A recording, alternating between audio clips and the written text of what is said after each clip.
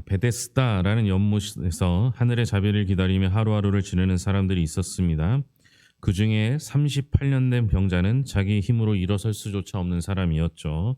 하늘의 천사가 내려와 연못물을 동하게 한들 자기 힘으로 그못에 뛰어들 수 없었습니다.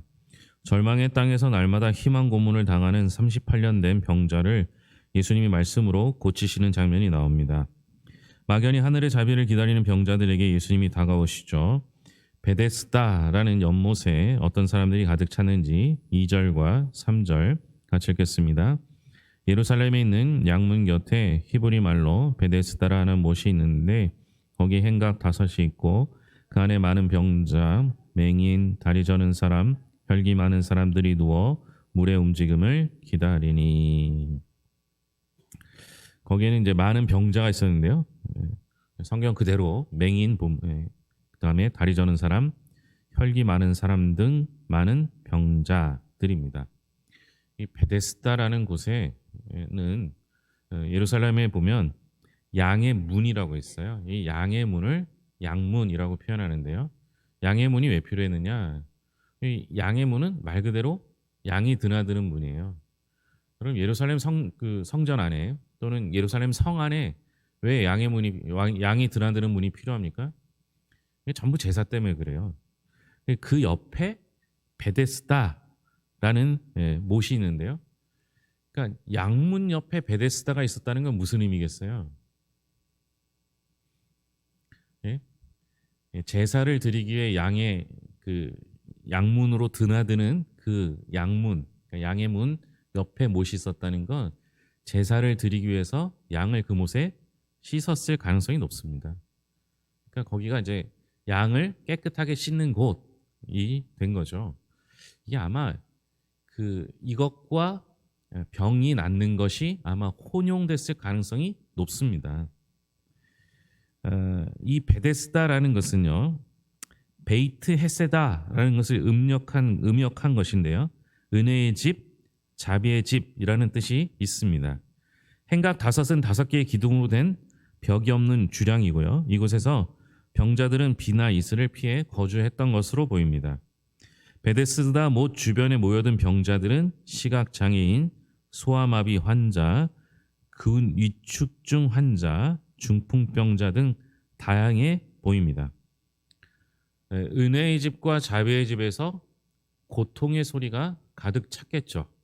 그 고통의 소리에서 은혜와 자비를 구할 수는 있으나 그곳이 은혜의 집, 자비의 집이 될 리는 알 수 없는 노릇이죠.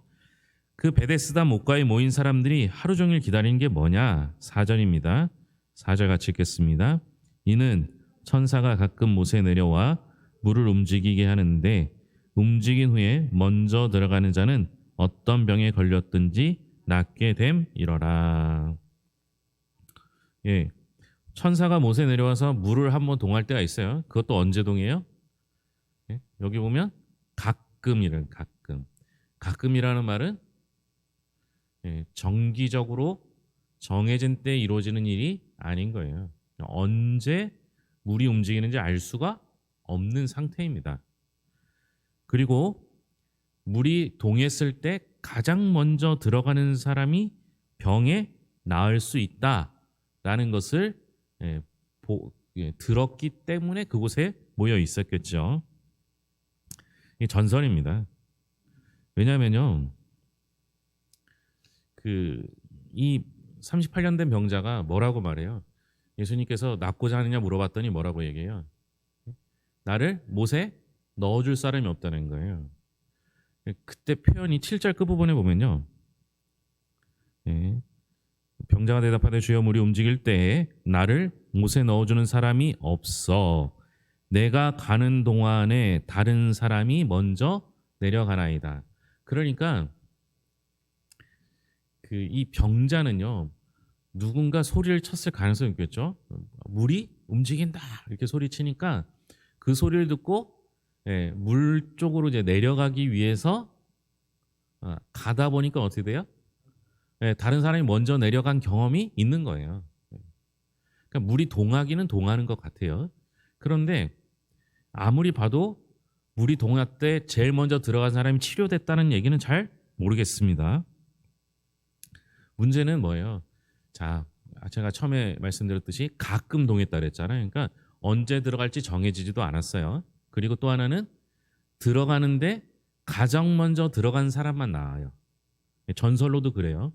그러면 예, 이 사람들은 피폐해질 대로 피폐해져 있는데 거기서 또 경쟁을 해야만 되는 거예요. 이것도 병도 잘 걸려야 돼요. 그렇죠? 경쟁에 유리한 사람 누구겠어요? 똑같은 병이어도 다리가 멀쩡한 사람이어야 되겠죠. 이 38년 된 병자는 오랫동안 누워 있었을 것이라고 보는 겁니다. 그러니까 다리는 멀쩡하고 딴 데가 아픈 사람이어야 돼요. 또는 맹인은, 그러니까 시각 장애인은 어렵습니다. 그게 무슨 은혜의 집이고 자비의 집이 되겠어요. 그래도 혹시라도 물이 동한 순간을 다른 사람은 못 보고 나만 먼저 봐서 마치 내가 다 들어갈 때까지 아무도 모르면 그러면 혹시 가능성이 있겠죠. 그렇죠? 그러려면 어떻게 돼요? 예? 물이 동하는 가까이 있어야 되고 내가 들어갈 때까지 물이 동했다는, 물이 움직였다는 얘기는 절대 하면 안 돼요. 거기가 어떻게 은혜의 집, 자비의 집이 될 수 있겠습니까? 그런 병자에게 예수님께서 오셔서 뭐라고 말씀하시는지 8절입니다. 예수께서 이르시되 일어나 내 자리를 들고 걸어가라 하시니, 일어나 내 자리를 들고 가라 말씀하셨습니다. 베데스다 못 주변에 있는 병자 중에서 가장 비참한 사람이 38년 된 병자입니다. 구체적으로 어떤 병을 앓았는지는 알 수 없으나 일어나 내 자리를 들고 걸어가라 하는 걸 볼 때 일어나지 못하는 병에 걸렸을 가능성이 높습니다. 그러니까 스스로 일어설 수 없는 아마 하반신 장애인이라는 것을 알 수 있겠죠. 베데스다 못 주위에 있는 병자들 형편이 다 좋지 않지만 물이 요동칠 때 자기 힘으로 단 한 걸음도 힘있게 전전할 수 없는 38년 된 병자에게 자비의 집은 오히려 더욱 가혹한 고통의 집이 될 수밖에 없습니다.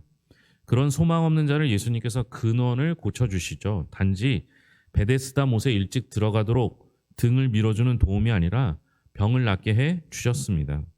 이 환자에게 진정한 자비와 은혜가 주어진 것이죠. 베데스다는 자비의 집입니다. 하지만 그 자비의 집에 경쟁과 불신, 미신과 희망 고문만 있을 뿐이었습니다. 베데스다의 연물문이 아닌 예수님의 말씀이 자비의 원천입니다. 여러분, 우리도 잘못된 희망을 갖고 있지는 않습니까? 예수님은 38년 된 병자에게 참된 안식을 선물하시는데요. 38년 된 병자가 걷게 된 것을 보고 유대인들이 한 말이 뭔지 10절입니다. 10절 같이 읽겠습니다. 유대인들이 병 나은 사람에게 이르되 안식일인데 내가 자리를 들고 가는 것이 옳지 아니하리라. 그러니까 그들이 말한 게 안식일인데 자리를 들고 가는 것이 옳지 않다, 이렇게 이야기를 합니다.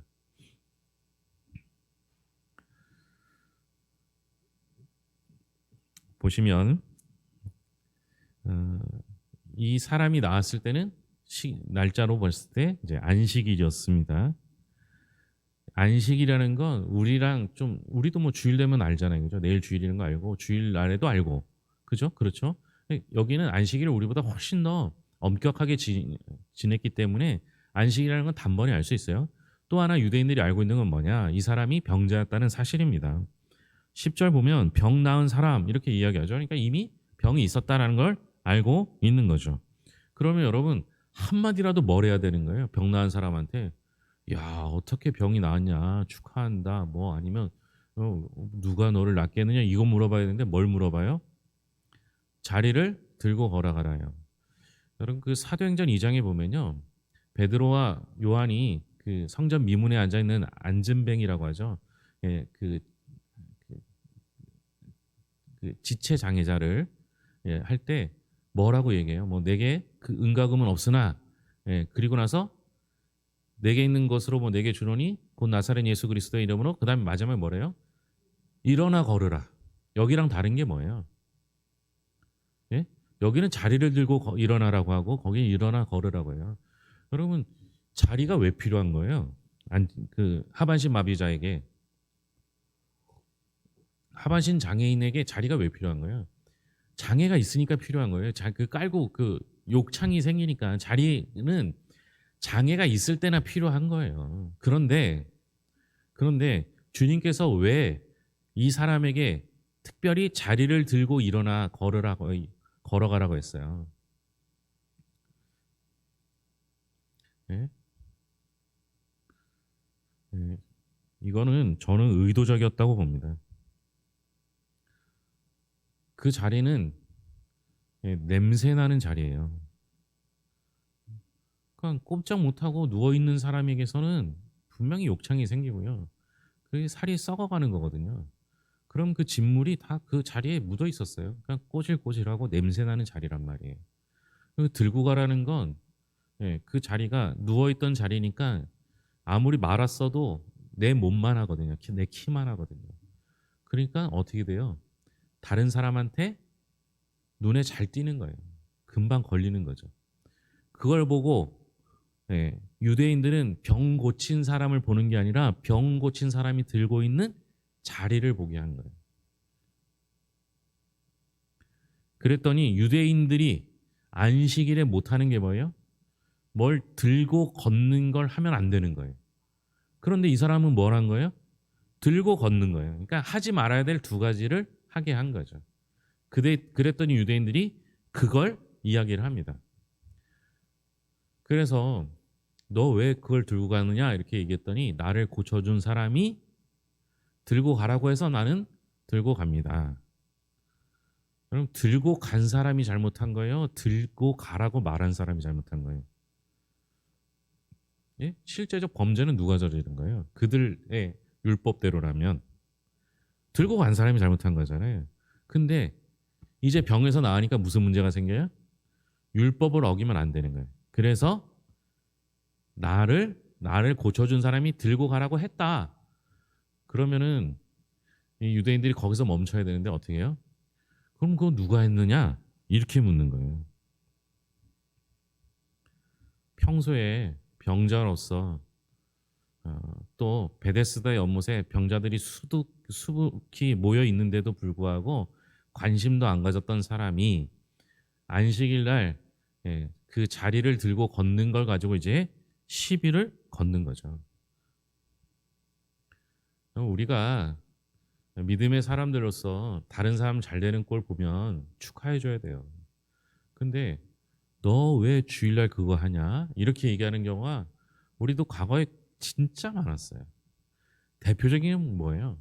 예? 애들이 주일날 엄마 몰래 집 앞 교회 앞에 그 구멍가게 갖고 사탕 하나 물고 있다가 걸리면 어떻게 돼요?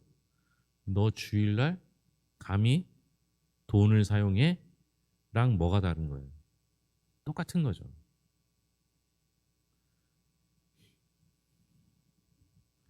율법주의가 율법 자체가 나쁜 건 아니에요. 그런데 율법주의가 뭐가 나쁘냐? 율법의 진정한 의미는 뭐예요? 예? 예수님께서 이 땅에 율법을 완성하러 오셨다 그랬어요. 그리고 그 율법의 완성은 뭐라고요? 사랑이라고 말해요. 사랑. 율법의 완성은 사랑입니다. 그런데 율법주의자들은 율법을 지키기 위해 사랑은 눈꼽만치도 없게 다 사라져 버린 것이죠. 결국 성전에서 예수님을 다시 만납니다. 병자에게. 그 병자에게 예수님께서 다시 말씀하시는데요. 14절입니다. 그 후에 예수께서 성전에서 그 사람을 만나 이르시되 보라 내가 나았으니 더 심한 것이 생기지 않게 다시는 죄를 범하지 말라 하시니 더 심한 것이 생기지 않게 다시는 죄를 범하지 말라 이렇게 말씀하시죠. 이게 오해하기 제일 쉬운 거예요. 뭐냐면 이 사람이 38년 동안 병을 앓았던 이유가 뭐예요? 예?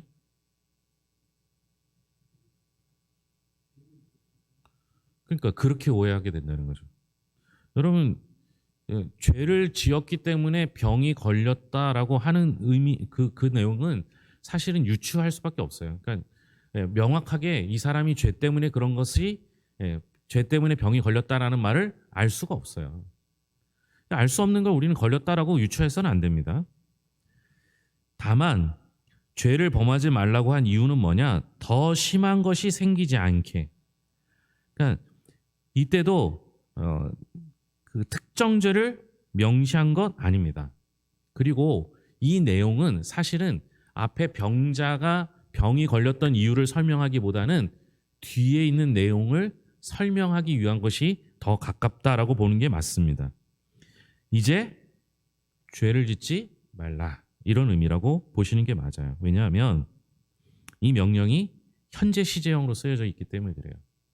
그러니까 과거에 죄를 지어서 병이 걸렸으면, 문법 같은 건 저희 별로 재미없는데, 그죠? 과거 완료형을 써야 돼요. 여기 이 헬라어 시제로 따지면요. 그러니까 과거에 죄로 인해서 병이 걸렸다, 완료가 됐잖아요, 그죠? 그렇기 때문에 과거 완료형을 써야 되는데 지금 현재는 현재 시제를 쓰고 있어요. 아직 죄 때문에 병이 걸린 것이 아니라 지금부터 죄를 짓지 말라라는 의미로 보는 게 맞다라는 거죠. 문법적으로 그렇습니다. 그러니까 예수님께서 죄와 질병의 인간관계를 말씀하려고 했다기보다는 육적인 장애인을 극복했을지라도 영적인 장애인으로 살 가능성을 언급한 것일 수 있다라고 보는 게 맞습니다. 여러분, 예수 믿는 사람들 중에서 가장 큰 잘못을 범하는 게, 실수하는 게 뭐냐면요, 병 걸리면 다 죄 때문에 그런 줄 알아요. 병 걸린 사람 다 죄 때문에 그러면요, 예수 믿는 사람 얼마나 많은 죄를 저질렀습니까, 그죠? 그러니까 죄 때문에 생긴 병이 있어요. 성경에도 그런 경우가 나오죠, 그죠? 근데 실제로 죄 때문에 생긴 병이 그냥 생긴 병보다 많지 않아요. 근데 우리는 병 걸리면 다 죄 때문이라고 생각하죠. 그러지 마셔야 된다는 거죠. 그래서 누군가를 정죄할 권한이 우리에게 없어요. 예수님과 제자들이 갈 때 저 사람의 병든 건 저 사람의 부모의 죄인가요? 저 사람 죄인가요? 묻잖아요. 예? 그때 예수님께서 뭐라고 해요? 부모도 자신의 죄도 아니다. 하나님의 영광을 드러내기 위해서. 그렇죠? 그러니까 여러분, 우리가 병 걸린 사람 보면 어떻게 해야 돼요? 당신 뭐 죄 졌지? 이렇게 하지 말고 어떻게 하는 거예요? 네? 얼마나 힘드시겠냐고. 우리 함께 기도하자고. 내가 기도하겠다고. 그렇게 말하는 게 맞는 거죠. 자, 제가 현재 시제라는 근거 때문에 이렇게 말씀드린다고 하고요. 또 하나 뭐가 나오냐? 자기를 낫게 한 분이 예수라는 것을 알게 된 병자, 무슨 일을 하는지 15절 보겠습니다. 그 사람이 유대인들에게 가서 자기를 고친 이는 예수라 하니라. 유대인들에게 가서 뭐라고 그래요? 예? 자기를 고친 사람은 예수라고 말합니다. 왜 그랬을까요?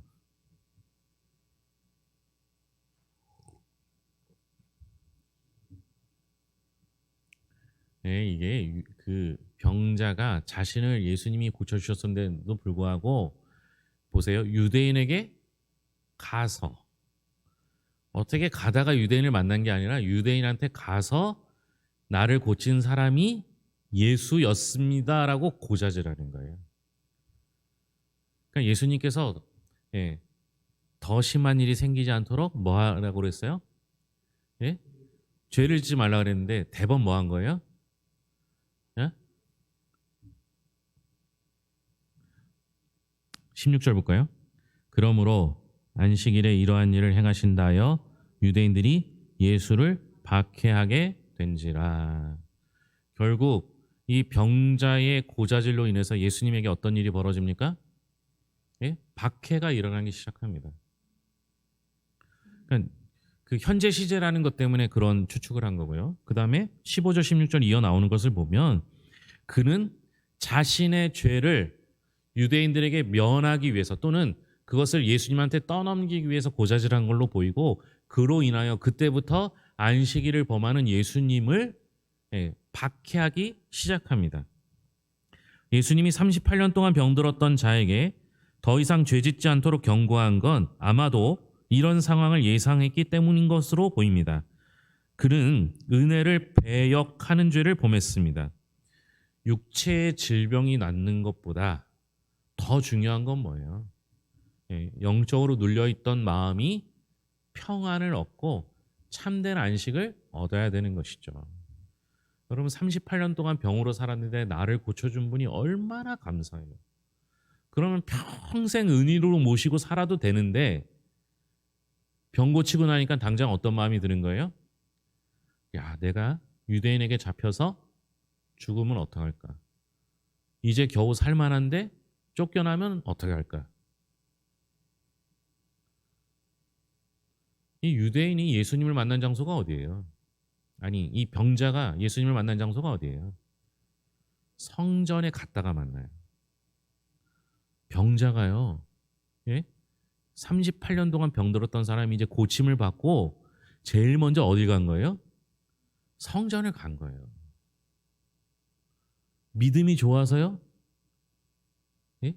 그게 아닌 것일 가능성이 높다는 거죠. 성전에 왜 간 거예요? 율법에 따라서. 율법에 따라서. 여러분 병고침을 확인받으려면 누구한테 가야 돼요? 제사장한테 가야 돼요. 그죠? 그럴 가능성이 높다는 거죠. 거기서 누굴 만나냐? 예수님을 만났어요. 그랬더니 병고침의 확인도 받게 됐겠죠. 그리고 나서 내 죄를 뒤집어 씌울 누군가 필요했던 거예요. 예수님이 그곳에서 있었고 그분이 예수님이라는 사실을 확인한 거예요. 그리고 일부러 가서 예수님을 고자질했고 예수님을 고자질했더니 예수님이 그때부터 박해를 받기 시작했습니다. 여러분 우리가 병 낫는 것보다 더 중요한 건 뭐냐? 예수님을 만나는 거예요. 예수님을 영적으로 육적으로 영접하는 거예요. 그래서 이제 내가 사는 것이 아니고 내 안에 예수 그리스도께서 사시는 은혜를 누리는 것이 필요합니다. 두 가지가 중요해요. 첫째는 남 잘 되는 꼴 보면 축하해 주자. 유대인들처럼 병 고침 받은 사람, 그 사람을 축하해 주기는커녕 그 손에 든 자리 때문에 그를 오히려 고발하려고 했던 유대인들의 모습을 우리가 담고 있지는 않은지. 이거 하면 잘못하는 거고 저거 하면 잘못하는 거. 교회 올 때 모자 쓰고 오면 안 되고 뭐 신발 뭐 슬리퍼 신으면 안 되고 뭐 하면 안 되고 뭐 하면 안 되는 그런 거 따지지 말고 예? 예전에 어떤 목사님이 그 교회는 청년이 많았는데요. 그 교회 청년 중에 누가 노란 물 들이고 뭐 한 4, 50년 전 얘기니까요. 노란 물 들이고 교회에 왔더래요. 장로님들이 난리가 난 거예요. 어떻게 감히 노란 물 들이고 교회 올 수 있냐. 그럼 저기 미국의 금발은 어떻게 해요? 그 목사님이 그 장로님들한테 그랬대요. 그러면 노란물 안 들이고 교회 안 오는 것이 좋으신가요? 노란물 들이더라도 교회 오는 게 좋으신가요?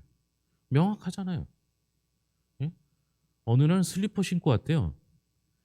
그래서 슬리퍼 신고 왔더니 뭐 교회에서 어떻게 슬리퍼를 신느냐고 뭐 그런 얘기를 하는 거예요. 그랬더니 목사님이 아니 슬리퍼를 신든 맨발을 오든 교회 오는 게 좋은 거 아니냐고. 장로님들이 슬리퍼 신고 오는 게 보기 싫으시면 신발을 하나씩 사주시라고. 얼마나 좋아요. 그렇죠? 우리 교회 그런 교회 됐으면 좋겠습니다. 예? 남들 책망하기 전에 보기 싫으면 신발도 사주고 옷도 사주고 염색하는 게 마음에 안 들면 염색비도 주고 그럼 얼마나 좋겠습니까? 예? 저도 다음 주에 슬리퍼를 신고 와볼까. 여러분 우리 병 낫는데요. 목적지가 잘못될 때가 있어요. 이 병자는 못에 들어가는 게 어느 순간 목적이 됐어요. 그러더니 예수님을 만나고도 병을 고치지 못할 수도 있었어요. 근데 예수님께서 그를 병을 고쳐주십니다. 병은 나았는데 아직 마음은 어때요? 마음은 낫지 못한 거예요. 여러분 우리는 병에 들거나 문제가 생기거나 어려움이 생기면요. 문제가 해결되더라도 마음의 병이 남아있는 경우가 있어요. 그때더라도 우리의 주인 되시는 예수님을 의지하면 영육 간의 강건함을 얻을 줄로 믿습니다. 그때까지 믿음 흔들리지 말고 주님만 바라보며 살아가기를 바랍니다. 기도하겠습니다. 하나님 아버지 감사합니다. 오늘 주회전에 나와 예배하는 이들에게 병을 낫게 하는 은혜를 주시었고 더불어 우리 마음의 병도 치유하여 주셔서 참된 안식, 기쁨을 누리게 하여 주시옵소서. 주님 안에서만 참된 안식이 있습니다. 주님은 뻔히 이 병자로 인해 핍박을 받을 것을 알고 계셨음에도 불구하고 그를 고쳐주셨고 참된 안식의 기준을 세워주셨습니다. 우리도 주님 안에서 참된 안식을 누리며 기쁨을 나누며 살게 하여 주시옵소서. 이제 이번 주말부터 연휴가 시작됩니다. 오고 가는 발걸음 주님께서 지켜주시었고 언제나 명절 때마다 가족 구원을 위해 기도하는 영혼들 붙잡아 주셔서 반드시 가족 구원을 이루게 하시고 명절 때마다 예배하는 가정들 되게 하여 주시옵소서. 이 밤에 이 자리까지 나와 예배하는 이들을 주께서 축복하실 것을 믿으며 예수님의 이름으로 기도합니다. 아멘.